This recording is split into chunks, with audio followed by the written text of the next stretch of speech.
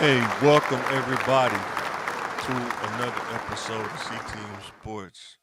I know it's probably just like a random time, but it's the only time I had today. It's been a long day of work. So, wanted to come on and make some sports, some topics I seen while I was working that kind of flew across the radar. And with that being said, welcome to C Team Sports, where we just talk about sports with outside the box kind of takes.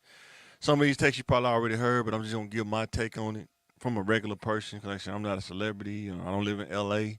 I live in small Little Rock, Arkansas. So, with that being said, hit the like button, hit the subscribe button, engage. Let me know what you think in the comments below. So let's get right into it. Is Skip Bayless the most hated man of all sports media? Say good night to the bad guy. Come on.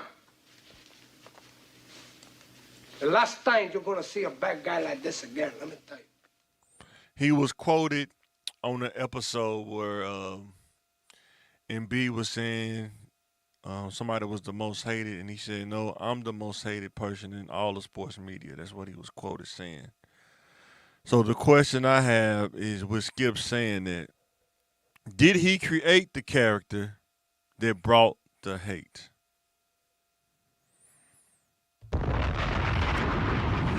Did Skip create the character that brought the hate? I think he did. He understood that there has to be, for every antagonist, there has to be a protagonist. And I think he's comfortable with being the bad guy. Just my opinion. I think he liked being the bad guy. Um, in that era that they in, the bad guy got most of the ratings. He trolled people. He trolled LeBron. He trolled a lot of people. T.O. He trolled a lot of people. I mean, I think he really loved being the bad guy. Say good night to the bad guy. Come on. The last time you're gonna see a bad guy like this again, let me tell you. And the next question is, or the next thought is, how tough do you have to be the bad guy? So, talking from a person who has been on both sides, I've probably been the bad guy too. But, you gotta have tough skin because you gotta understand that everybody's not gonna always like you, even if you try to be liked. So sometimes you gotta embrace whoever you are, and sometimes it could be a good guy or you could be a bad guy. You could be Batman or you could be the Joker. You know what I'm saying? But you have to find that skill that naturally caters to you, and I think that's the skill that he found. He liked being the Joker. He liked being the Riddler on Batman. So he definitely had the skin for it. It's just unfortunate that sometimes that's the thing. Sometimes with bad guys, the how long can you make it last for until the good guy wins, or um, they say if they hate you, they talking about you, and if they talking about you, you're making the money 100%. The bad guys, they get all the attention, they get all the ratings. That's just kind of how it go when you the bad guy. If they talking about you, that means you're doing something right. What they say, all publicity is good publicity, I guess. And he was heating up Twitter, all kind of stuff. So being a bad guy, Say good night to the bad guy. Come on. The last and time you're gonna see a bad guy like this again, let me tell he you. actually took it across the chin. He with him and Shannon. He trolled him. He trolled LeBron, and that was his role, being a bad guy in the debate. And I think it was awesome because it's really hard to get under his skin, but when you get under his skin, he turns into a whole nother. It's like a whole nother level of bad guy. I used to like that when Shannon used to get under his skin with Tom Brady, or it was one guy they said Shannon called him out, and he said, "So are you calling him a liar?" He said, "Yeah, I'm calling him a liar." What you gonna think? So It was pretty cool, man. Like that dynamic, man. I wish they could have stayed together, but sometimes things just fade out. But they used to challenge each other in different ways. If you was catching it, that it was pretty cool. And Skip is one of those bad guys. He don't take nothing personal. You have to when you're sitting across from Skip Bayless, you cannot take it personal. You cannot take it to heart. It's just It's always business, never personal. you have to take that. It's always business. It's not personal because he's trying to get the ratings. He's trying to do his job, and that's what the show is. He's going to challenge you in every phase of your debate, every phase of your thought. So, and if usually when he's losing, he always make those faces. He kind of talking sideways because he kind of, but he always find a way to spin it and get under your skin if he can. So that's a tactic of debating. You try to get under each other's skin, make each other get out of character. But man, I don't got nothing bad to say about Skip. I think he played his character to the T. Like I say, Newton's law: what goes up must come down. So shout out to Undisputed, shout out to Shannon, shout out to Skip. Every roller coaster has to come to an end at some point. You can't ride it forever. And it was a good run, good show. I wish both of those guys the best. And while we talking about Undisputed, make sure you tune in to CTM Sports. There can be only one.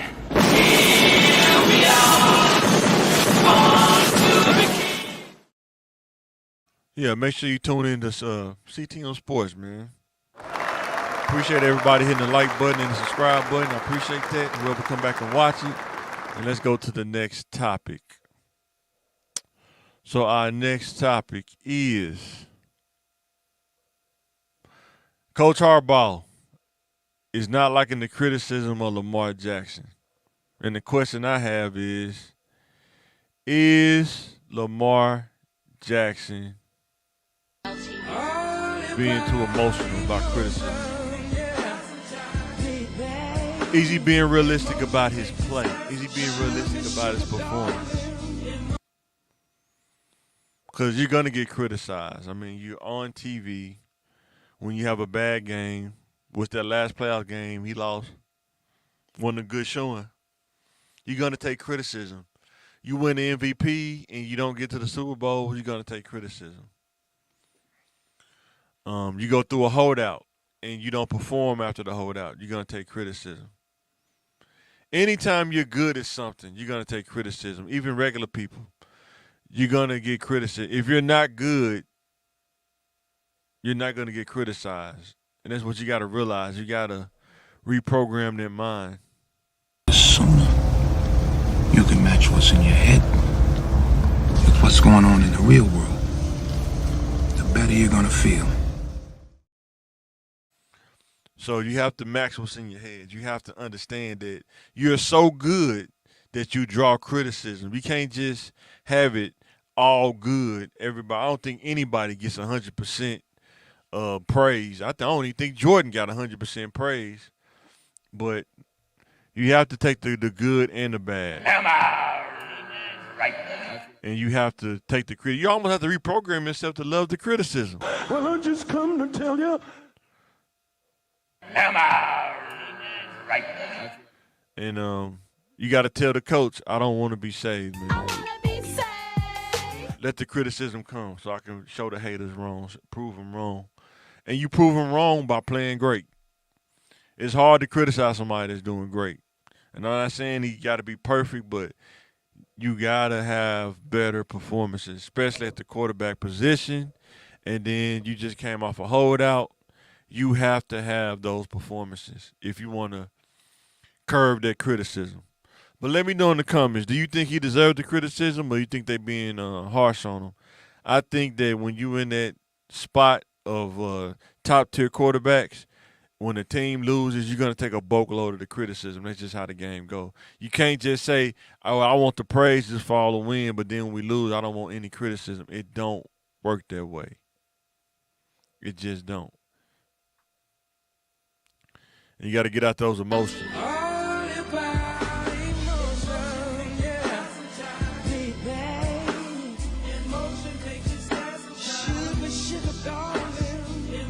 So,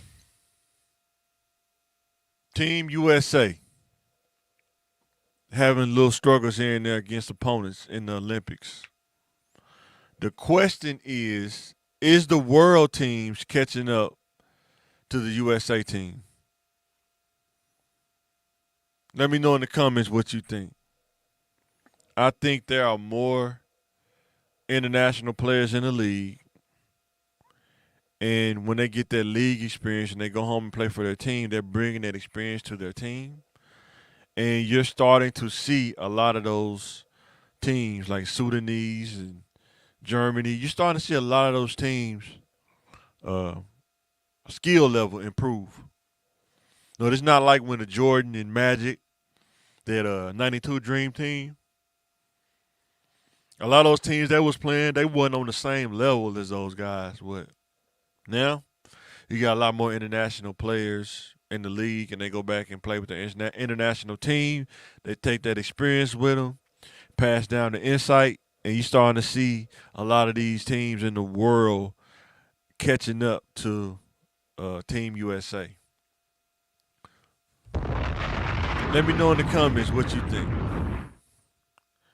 Do you think that Team USA is going to bring home the gold? Do you think they're going to bring it home, or do you think they're going to lose in the heat and make it hard for themselves?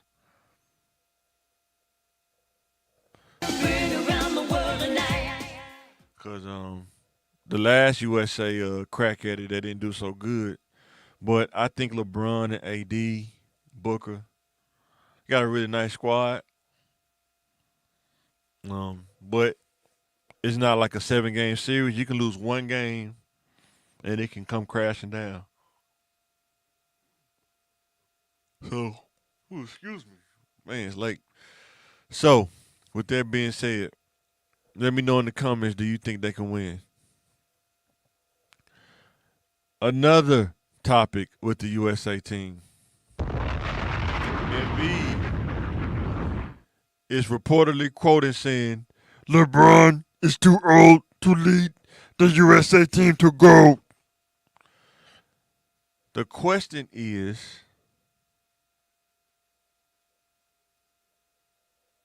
do Embiid have the credentials to even say that LeBron is too old to lead the team to a gold medal? Or is he just bebopping his lips? Let me know in the comments.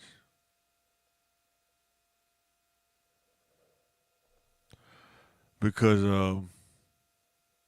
Embiid, he can't even stay healthy in the NBA in the regular season. So how does he have the credentials to call out LeBron when he can't even lead his team to a finals? But let me know in the comments. He's questioning LeBron's age, but you can't even stay healthy as a young man.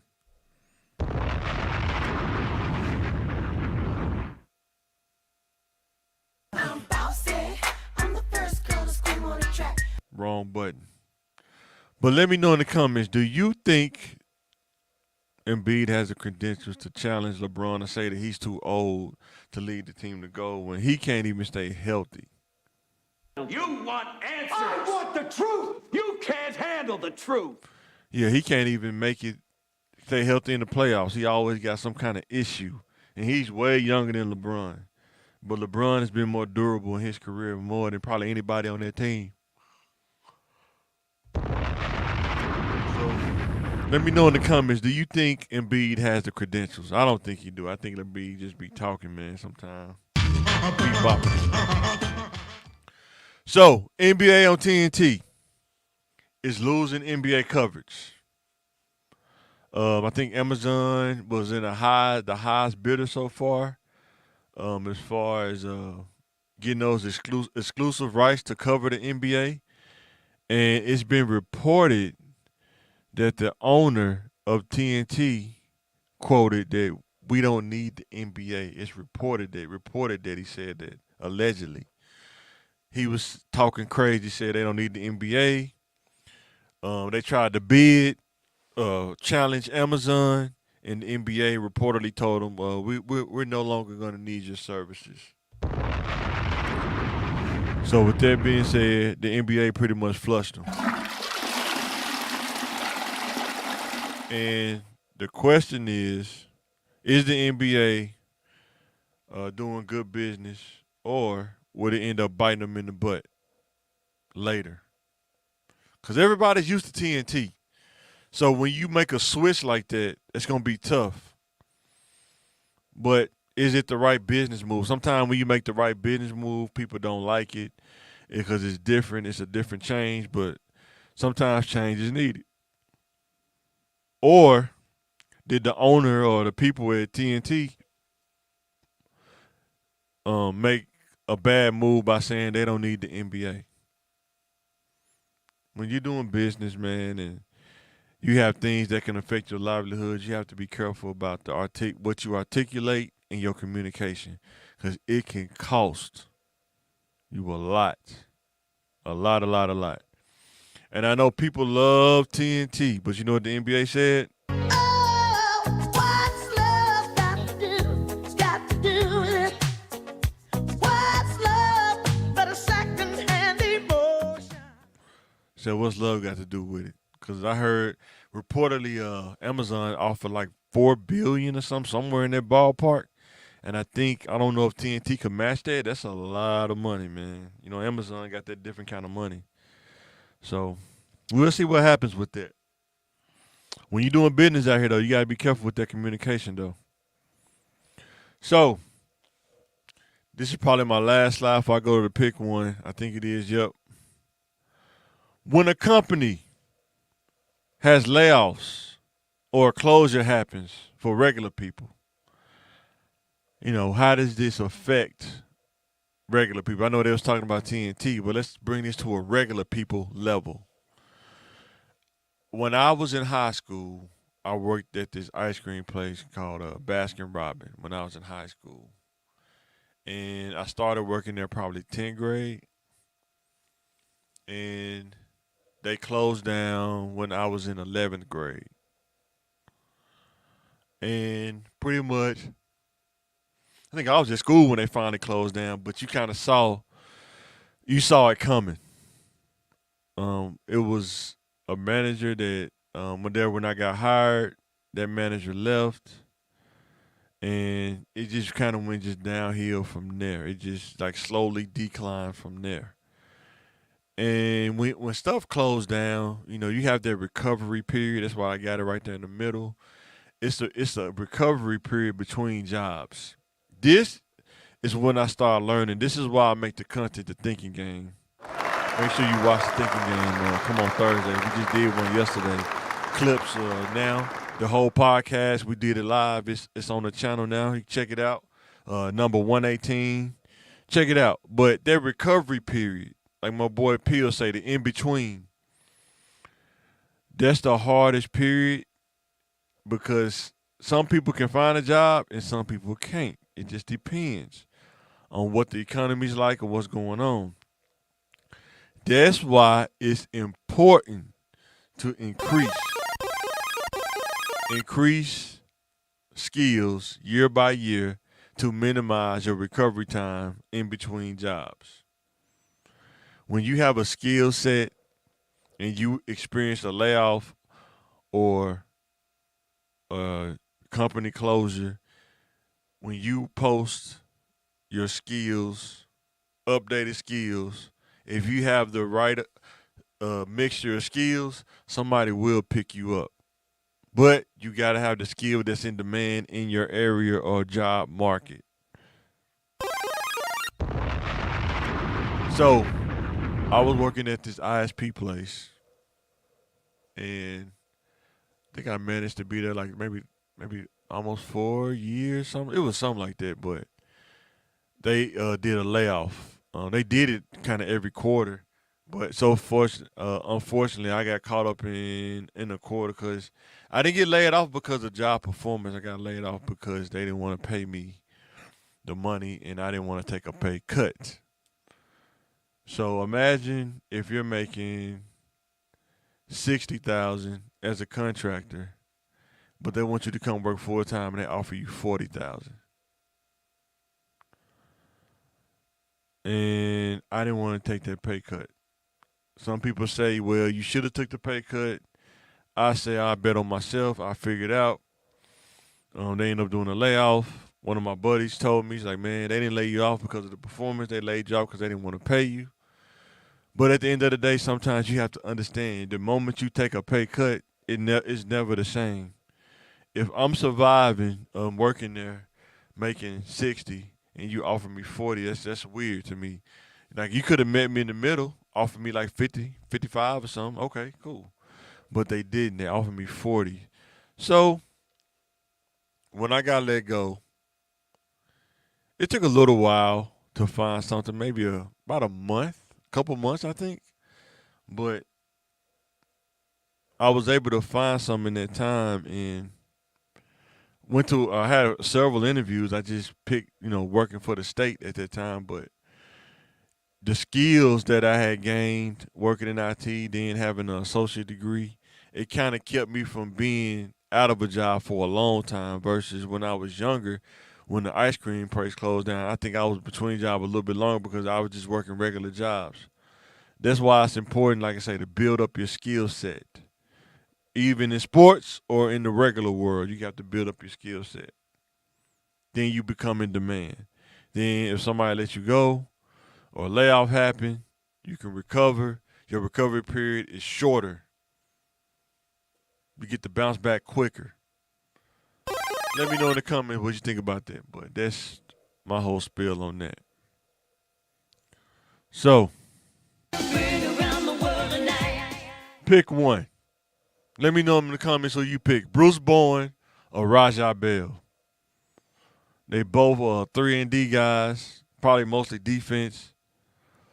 Bruce Bowen played for the Spurs. Rajah Bell, most notably, I think he played for the Suns when he was guarding Kobe, making it tough for Kobe. But I'm going to go with Bruce Bowen. Bruce Bowen was that bad guy. Say good night to the bad guy. Come on. The last time you're going to see a bad guy like this again, let me tell you. Bruce Bowen was that grimy guy on your team. He played defense, man, tough defense in the offensive guy face, in his grill, making it tough for him, man. So, and Rajah Bell did too, but Bruce Bowen probably a little bit more consistent in shooting threes, and had a pretty consistent career, defensive career. So I really like Bruce Bowen. You want a guy like that on your team, somebody that don't care about being on offense. They care about defense more than offense, and he's guarding the best two guard probably on the team. So with that being said, let me know who you pick, Rajah Bell or Bruce Bowen. I'm going with Bruce Bowen. That's who I like, Bruce Bowen, because he had that defensive prowess about himself. And you can let him guard the best player. You don't even have to worry about him. He's going to do his thing. And sometimes he got torched, but a lot of times, they picked Rajah Bell.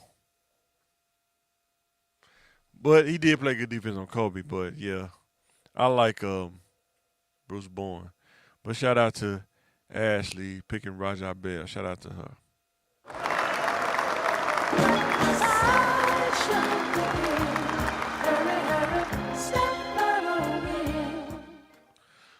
So with that being said, make sure you watch the Thinking Game podcast. Make sure you watch the C-Team Sports throughout the week as sports topics, react to different sports topics. Thanks for subscribing to the channel. We're up to 200-some subscribers. Thanks for watching the Thinking Game. Thanks for watching everything. Thanks for your support. And we are signing out. Thank you very much.